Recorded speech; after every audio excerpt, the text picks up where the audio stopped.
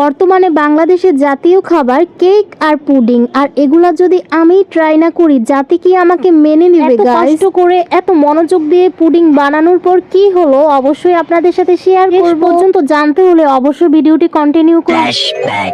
So hello everyone, welcome to my new another blog. আশা করছি সবাই অনেক ভালো আছেন, আমিও ভালো আছি। আজকে আমি আপনাদের সাথে আমার পুডিং বানানোর কাহিনীটি শেয়ার করব। তো পুডিং বানানোর জন্য প্রথমেই আমি ক্যারামেলটি বানিয়ে নেব, কারণ ক্যারামেলটি সেট করতে হবে। তো এখানে আমি চিনি আর জলে 2 মিনিট আঁচে জাল করে নিই। চিনির কালারটা মানে ক্যারামেলের কালারটা চেঞ্জ হওয়া পর্যন্ত। ক্যারামেলটা যখন হয়ে যায় তখন আমি ক্যারামেলটা নামিয়ে নিই একটা টিফিন কারির বক্সে। যেহেতু আমি পুডিংটা দিব, তো টিফিন কারির বক্সে আমি ক্যারামেলটা সেট করে নিই। আর দেখুন গাইস, ক্যারামেলটার কালারটা কত সুন্দর আসছে, তাই না? একদম লাল লাল কালার আসছে, যেটা পুডিং এর সাথে একদম পারফেক্ট যায়।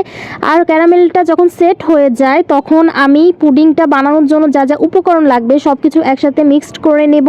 তো এখানে আমি প্রথমে 2টা ডিম নিয়ে নিয়েছি। 2টা ডিম আমি ভেঙে এটা ভালোভাবে মিশিয়ে নেব, মানে ফাটিয়ে নেব। আচ্ছা গাইজ, আপনারা একটা সিক্রেট কথা জানেন তো, যখন আপনারা কোনো কিছু ভিডিও করতে নেবেন সেটা না একদম পারফেক্ট সুন্দর হবে না, তবে ভিডিও ছাড়া যখন কিছু বানাবেন তখন সেটা অনেক সুন্দর হবে। ডিম 2টা ফাটানো হয়ে গেল আমার। আর এর আগে আমি দুধটা ভালোভাবে জাল দিয়ে ঠান্ডা করে নিয়েছি, একদম রুম টেম্পারেচারে ছিল। গরুর দুধ, এটা ফ্রিজে ছিল, তো ফ্রিজ থেকে নামিয়ে আমি গরম করে নেই। আর এখানে আমি পরিমাণ মতো চিনি দিয়ে দিলাম। এখানে আমি 4 চা চামচ চিনি দিয়ে দিয়েছি। চিনিটা কিন্তু পুডিং এর সাথে ভালোভাবে মেশাতে হবে। আর এখানে একটু পরিমাণে লবণ দিয়ে দিয়েছি। তারপর এখানে আমি 2 চা চামচ ফুল ক্রিম গুঁড়া দুধ দিয়ে দিই। এটা ছিল মার্কস দুধ, মানে আমরা চায়ের সাথে এই দুধটাই বেশি খাই, তো বাসায় এটা ছিল তাই এটাই দিয়েছি।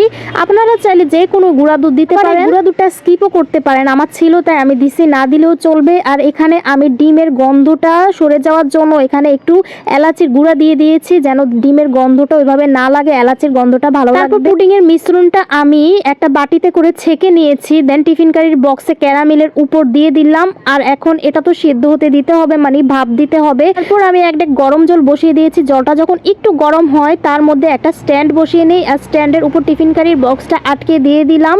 এখানে আমি 40 মিনিট অপেক্ষা করার পর একটা কাঠি দিয়ে মানে পুডিংটা হয়েছে কিনা পরীক্ষা করে নেই।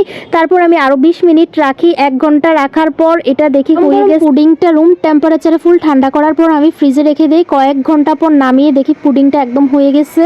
আর পুডিংটা যদি নাও হতো না গাইস, আমি দই পুডিং বলে এটা চালিয়ে নিতাম। কিরকম আইডিয়া, তাই না? তো পুডিংটা যাই হোক মোটামুটি সুন্দর হয়েছে, তবে ভিডিও করা ছাড়া যখন করছিলাম তখন বেশি সুন্দর হয়েছিল। পুডিংটা বুঝছে যে এটাকে আমি পেজে ছেড়ে দেব, যদি তার নজর লাগে তাই পারফেক্ট হওয়া যাবে না। তো যাই হয়েছে, টেস্ট কিন্তু একদম ভালো হয়েছে। টেস্ট ভালো হওয়াটাই মেন কথা। আর আমার ছেলেকে আমি প্রথম ট্রাই করতে দিই, কারণ আমার ছেলের রিভিউ বেস্ট রিভিউ আমার কাছে। ও তো খেয়ে বলে মামাম অনেক ভালো হয়েছে। তো কেমন লাগলো ভিডিওটা অবশ্যই জানাবেন। ভালো থাকবেন।